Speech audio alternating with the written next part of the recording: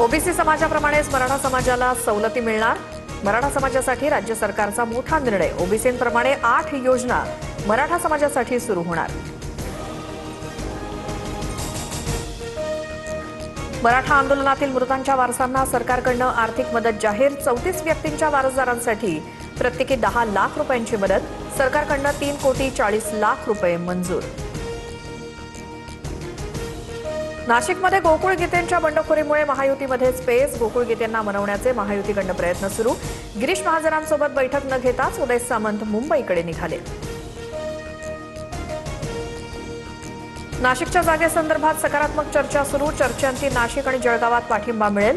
महायुतीचे सर्व 17 उमेदवार विजयी होणार। उपमुख्यमंत्री शिंदेंचा विश्वास।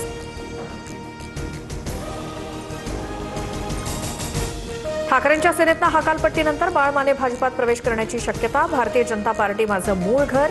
आई वडिलांकडे परत जायला काहीच अडचण नाही। बाळ मानेंची सूचक प्रतिक्रिया।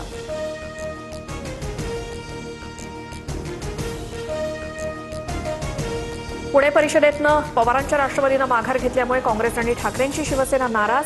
पुण्यामध्ये महाविकास आघाडीतून बाहेर पडण्याचा काँग्रेसचा वरिष्ठांकडे प्रस्ताव। तर महाविकास आघाडीमुळे पुण्यात ठाकरेंच्या शिवसेनेचं नुकसान। वसंत मोरेंचं वक्तव्य।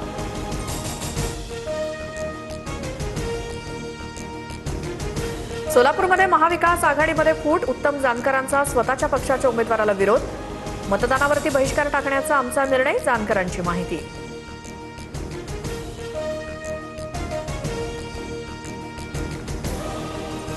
काँग्रेस जनता पार्टीनं उद्या दिल्लीतील ऐतिहासिक जंतर मंतर इथे आंदोलन करण्याचं ठरवलं। एअरपोर्टवर कुणीही जमा होऊ नका।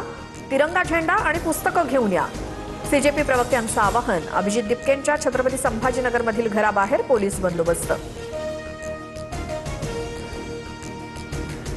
चिंचवडच्या यात्रेत मेड इन पाकिस्तान वस्तूंची विक्री केल्याचा महिलेचा दावा। मोरिया गोसावी मंदिर परिसरातील यात्रेतला प्रकार। Video viral. पोलिसांच्या पथकाकडून तपास सुरू।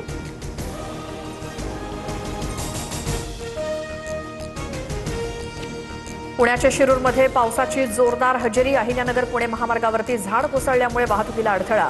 बारामती तालुक्यातही वादळी वाऱ्यासह जोरदार पाऊस।